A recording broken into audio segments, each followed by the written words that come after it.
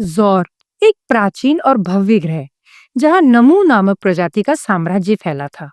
ये प्राणी पृथ्वी के मनुष्य जैसे दिखते थे, पर ये सभ्यता में 500 वर्ष आगे थे।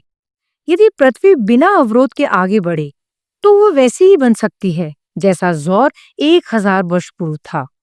तकनीक, संस्कृति और शक्ति के शिखर पर नमू समाज 3 वर्गों में बटा था।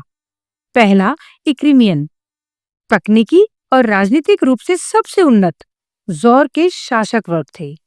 दूसरा, नदीरमान, विद्रोही और स्वतंत्रता प्रिय, जिनका भूभाग इक्रीमिया से अलग था।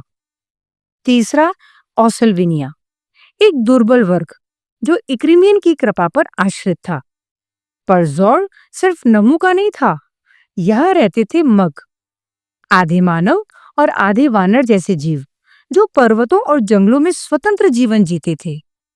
जब महान नेता फ्लोरमान कोंताना ने समीप के निर्जीव ग्रह नाडुस पर जीवन की संभावनाओं की खोज शुरू की, तब उसने सभी मगों को एक सामाजिक प्रयोग के रूप में वहां भेजा। परिणाम आश्चर्यजनक था।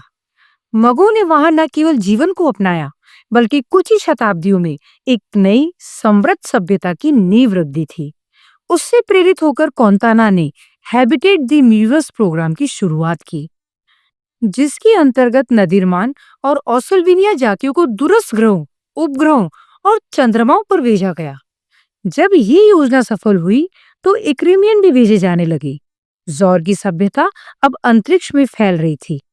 लेकिन एक समस्या थी। फ्लोरमान कोंताना के सबसे तेज अंतरिक्ष यान भी स्टारगेज स्पीड से अधिक नहीं जा सकते थे, यानी प्रकाश की गति का केवल 65%। इस कारण दूरस्थ उपनिवेशों तक पहुंचना वर्षों की यात्रा बन गया था।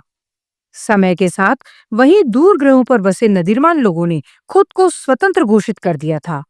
वे अब ज़ौर को कर नहीं देते थे। उन पर नियंत्रण अब असंभव हो चला था। इस संकट की घड़ी में कोंताना के पास आया एक रहस्यमय प्रस्ताव, मर्कल का प्रस्ताव, एक स्वर्णिम और प्राचीन सभ्यता।